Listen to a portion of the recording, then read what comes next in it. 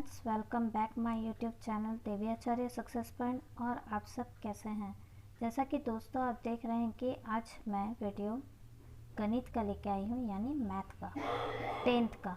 ठीक है, तो जो ऑब्जेक्टिव क्वेश्चन होते हैं वो इसी तरह से पूछे जाते हैं। तो चलिए बिना देर करते हुए हम लोग वीडियो स्टार्ट करते हैं।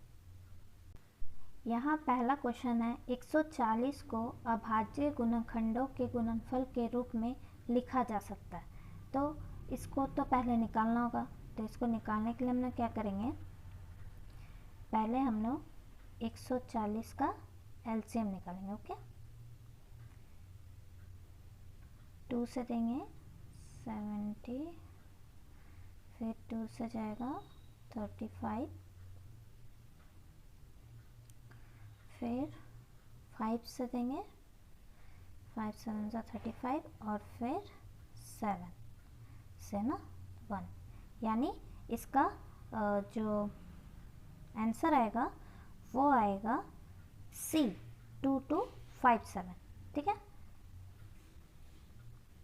2257। इस तरह से इसका एलसीएम निकाला जाएगा। तो जैसा कि दोस्तों आप देख रहे हैं, यहाँ थोड़ा सा दिक्कत हो रहा है बना के दिखाने में। ठीक है, दूसरा क्वेश्चन है, एक धनात्मक संख्या 6q + 5 के रूप का है, तो यह संख्या निम्न में से क्या है? तो कोई धनात्मक संख्या है 6q + 5। ठीक है, तो ये सम है, विषम है, अपरिमेय है या 0 है। तो ऑब्वियसली इसका लास्ट संख्या क्या है? 5 है, और 5 हमेशा क्या होता है? विषम संख्या होता है। तो इसका सही आंसर क्या होगा दोस्तों? आप ही बता सकते हैं। B number, right. इसका सही आंसर है बी, विषम है। आगे क्वेश्चन है, 5 + 2√3 किस प्रकार की संख्या है? परिमेय, विषम, अपरिमेय या सम? तो इसमें क्या है कि जो √3 है उसका कुछ फिक्स वैल्यू होता नहीं है ना, ये सभी जानते हैं हम लोग। तो ये क्या होगा? अपरिमेय संख्या है, यानी इसका सही आंसर क्या होगा? सी।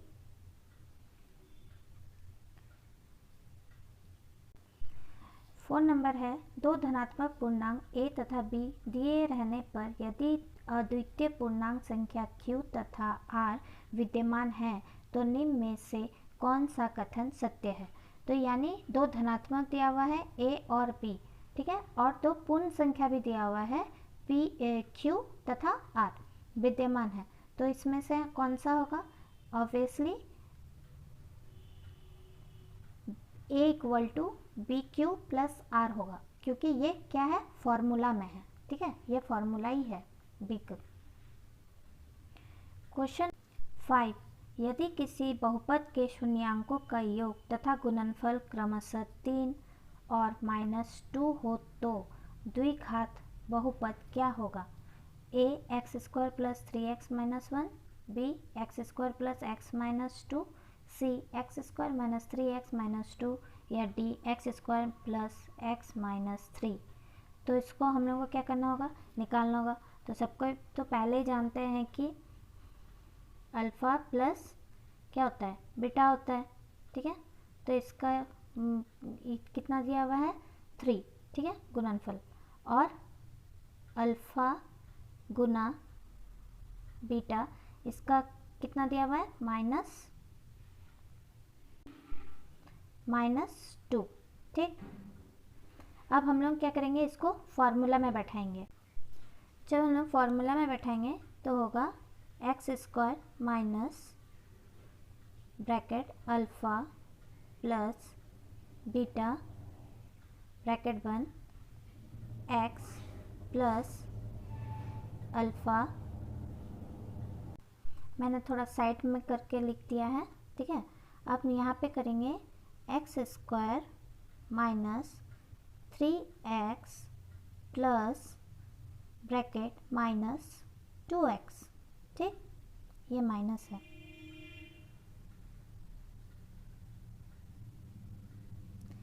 तो इसका नीचे क्या आएगा? Equal to x² minus 3x - 2। देखिए इसका सही आंसर है कि नहीं?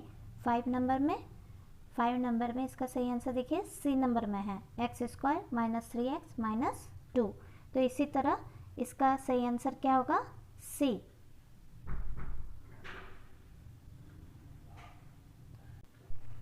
तो जैसा कि दोस्तों आप यहाँ देख रहे हैं कि इसको यहाँ सॉल्व करना थोड़ा दिक्कत सा हो जा रहा है यहाँ लिखने में, है ना। तो मैं आपको अब डायरेक्टली आंसर बता रही हूँ, और अगर आपको कोई भी क्वेश्चन समझ में ना आए, आपको लगता है कि आप सॉल्व नहीं कर पाएंगे, तो आप मुझे कमेंट बॉक्स में कमेंट कीजिएगा, मैं उसको वहाँ बना के दिखा दूँगी, ठीक है। क्वेश्चन नंबर 6 है, किसी बहुपद px के लिए ग्राफ आकृति में दिया गया है, बहुपद के शून्यांकों की संख्या कितनी होगी। 0 होगी, b में 1 होगी, c में 2 होगी या d में 3 होगी। तो इसका सही आंसर होगा d, 3 होगी, है ना।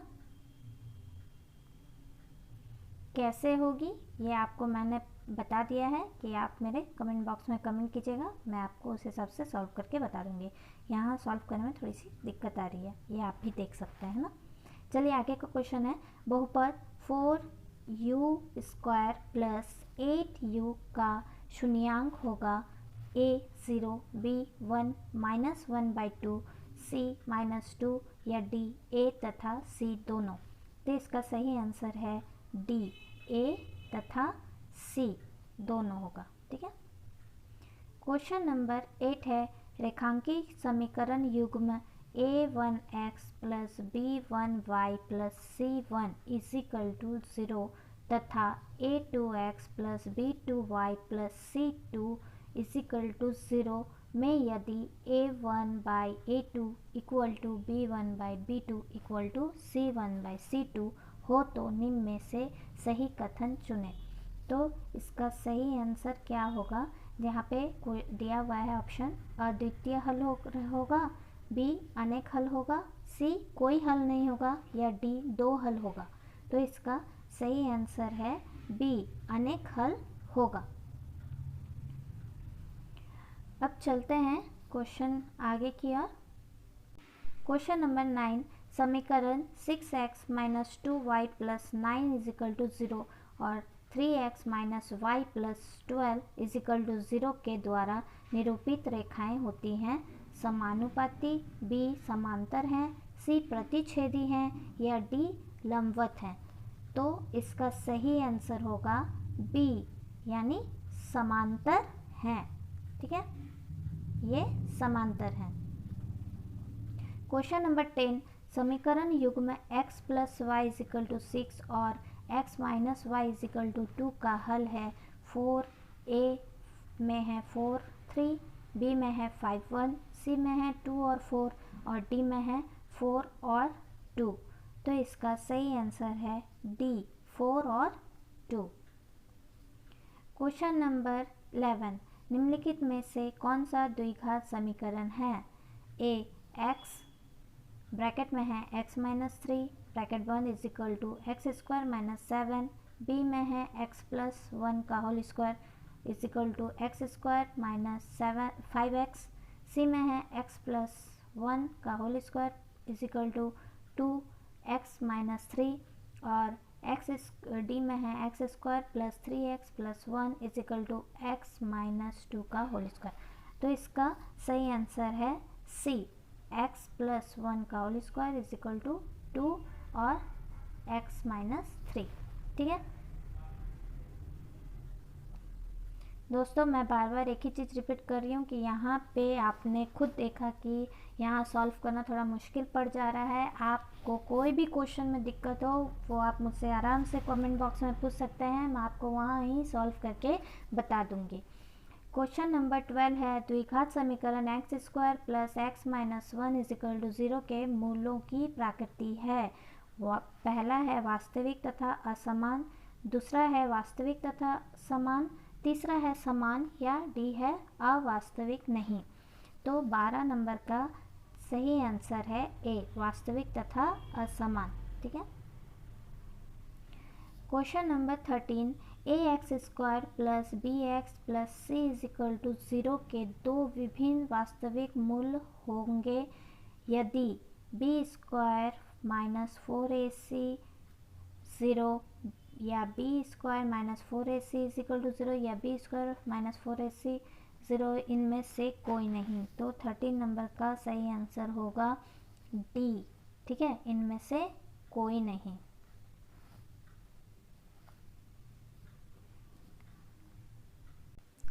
क्वेश्चन नंबर 14, द्विघात समीकरण x square minus x plus 3 is equal to 0 का विविधकरण क्या होगा? 3 होगा, 8 होगा, 7 होगा, या माइनस 11 होगा?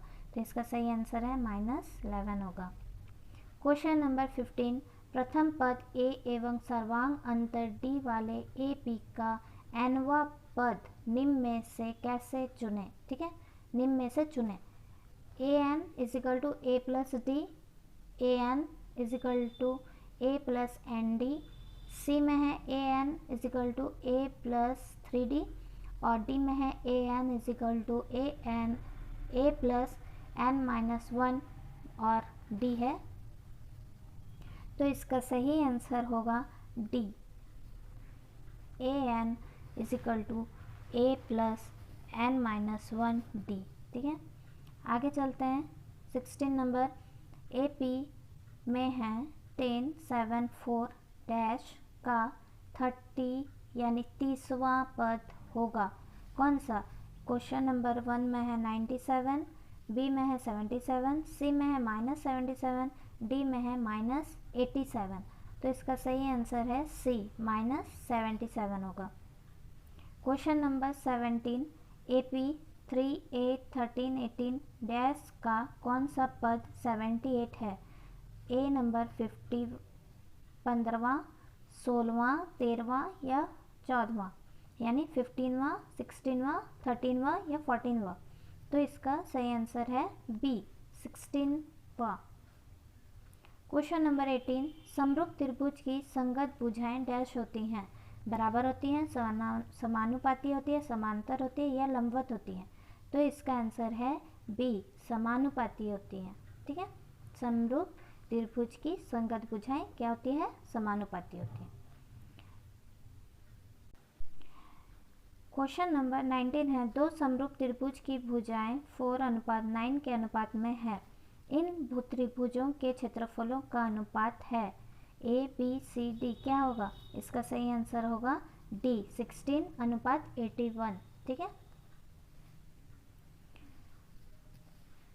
क्वेश्चन नंबर 20 में है, त्रिभुज ए बी सी में A B is equal to 6√3 centimetre, A C is equal to 12 centimetre, B C is equal to 6 centimetre हो तो कोण बी है, यानी बी का कोण निकालना है ना। तो ए है 120, बी है 60, सी है 90 और डी है 45। तो इसका सही आंसर होगा सी, 90।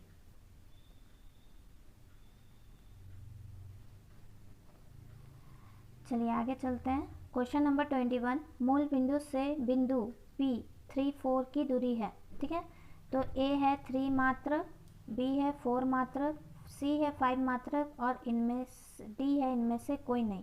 तो 21 का सही आंसर है सी यानी 5 मात्रक। क्वेश्चन नंबर 22, बिंदुओं 2 5 तथा 4 7 को मिलाने वाले रेखाखंड का मध्य बिंदु है ए 1 2, बी 5/2 या 7/2, सी 3 और 6, डी है 6 और 12। तो इसका सही आंसर है सी, 3 और 6।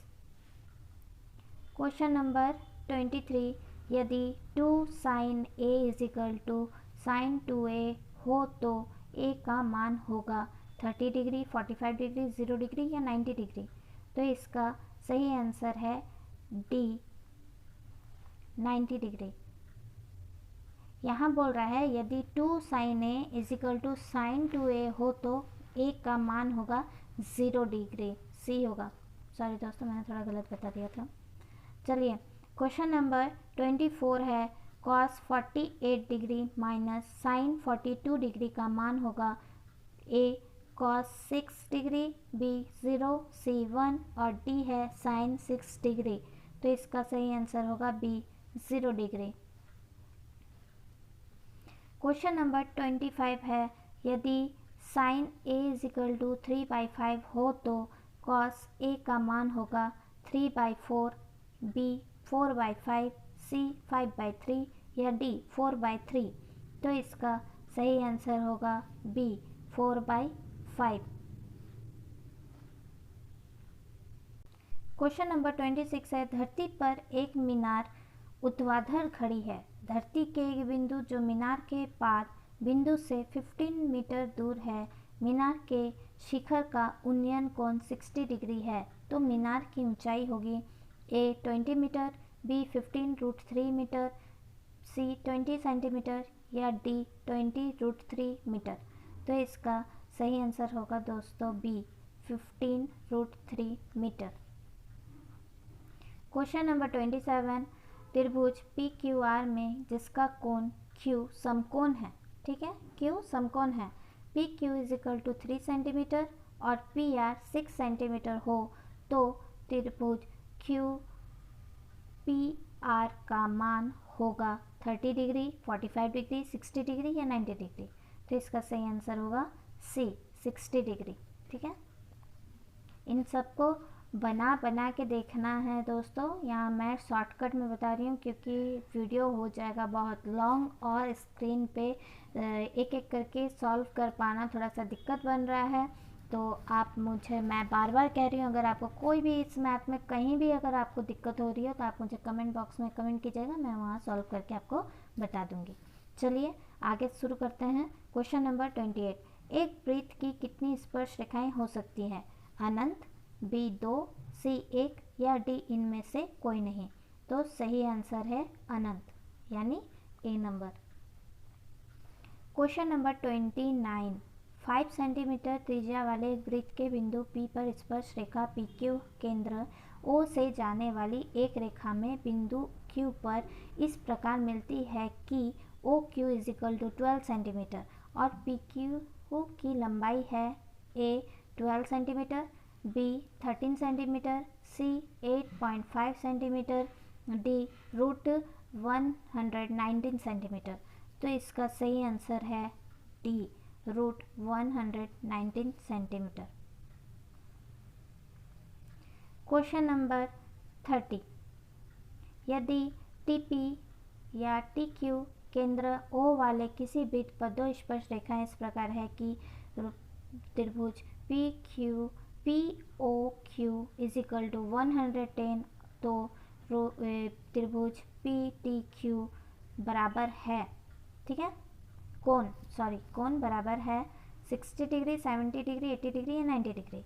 तो यहाँ पे बताएगा B 70 डिग्री।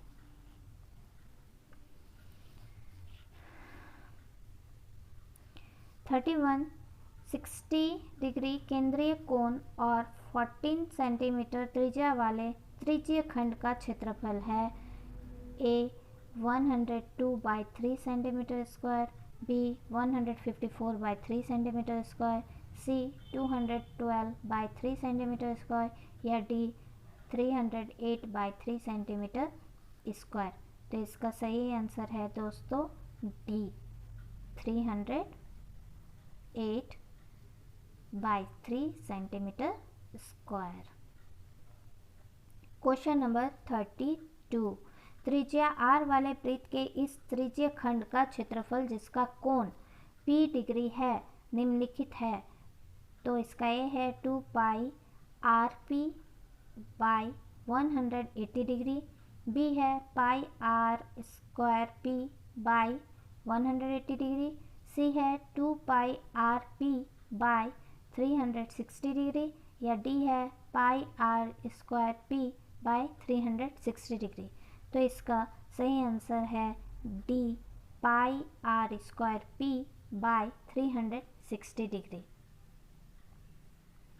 क्वेश्चन नंबर 33, दो वृत्तों की त्रिज्या क्रमशः 19 सेंटीमीटर और 9 सेंटीमीटर है। इस वृत्त की त्रिज्या क्या होगी जिसकी परिधि इन दोनों वृत्तों की परिधियों के योग के बराबर हो? 10 सेंटीमीटर, 28 सेंटीमीटर, 8.5 सेंटीमीटर या 4.5 सेंटीमीटर। तो सही आंसर है B 28 सेंटीमीटर। क्वेश्चन नंबर 34, सबसे बड़े बांस की लंबाई बताएं जो एक 12 सेंटीमीटर लंबे 9 मीटर चौड़े तथा 8 मीटर ऊंचे कमरे में रखी जा सकती हो। इसका आंसर है 12 मीटर, 17 मीटर, 21 मीटर या 19 मीटर। तो इसका सही आंसर है बी, 17 मीटर। क्वेश्चन नंबर 35, एक शंकु की ऊंचाई 12 सेंटीमीटर है तथा इसके आधार का व्यास 10 सेंटीमीटर है। तो शंकु की तिर्यक ऊंचाई है 13 सेंटीमीटर, 17 सेंटीमीटर, 5 सेंटीमीटर या √149 सेंटीमीटर। तो इसका सही आंसर है ए, 13 सेंटीमीटर।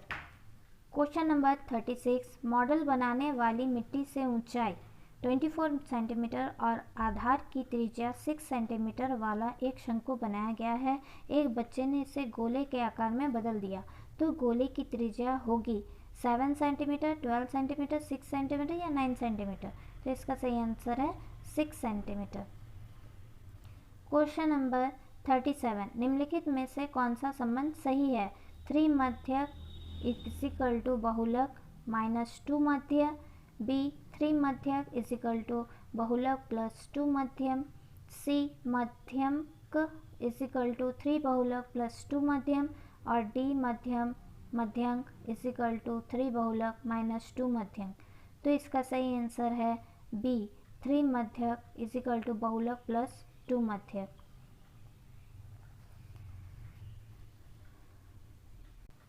क्वेश्चन नंबर 38 है, वर्ग अंतराल में संचयी बारंबारता के बीच खींचे गए आलेख को डैश कहते हैं? मध्यक, बहुलक, मध्य या तोरण। तो इसका सही आंसर है तोरण, ठीक है, डी।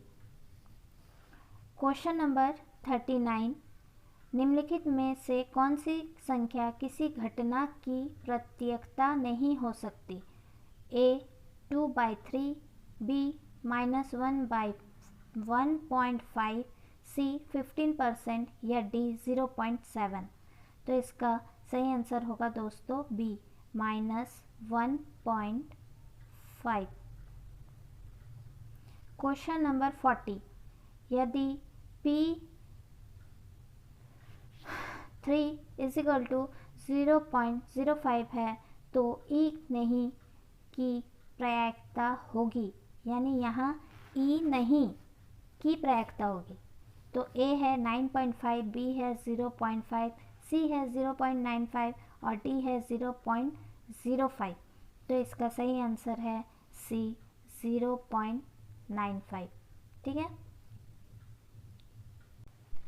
तो जैसा कि दोस्तों आपने देखा 1 से लेके 40 तक जितना ऑब्जेक्टिव क्वेश्चन था उसको मैंने बता दिया है। कुछ मैंने पहले ही सॉल्व कर दिया था और बाकी का यहाँ सॉल्व करना पॉसिबल नहीं था, इसलिए मैंने आपको कहा है कि आप मुझे कमेंट बॉक्स में कमेंट करके क्वेश्चन का आंसर पूछ सकते हैं, मैं वहाँ आपको इस सब का सॉल्व कर देंगी, ठीक है।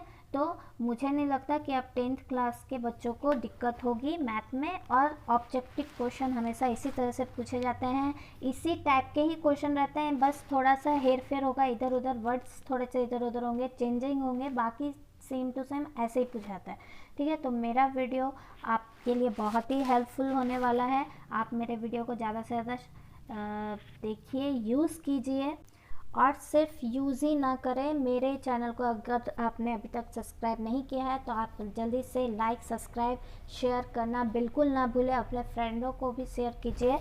आप मुझसे जुड़े हुए रहें। मिलते हैं फिर नेक्स्ट वीडियो में नए सब्जेक्ट के साथ। तब तक के लिए धन्यवाद।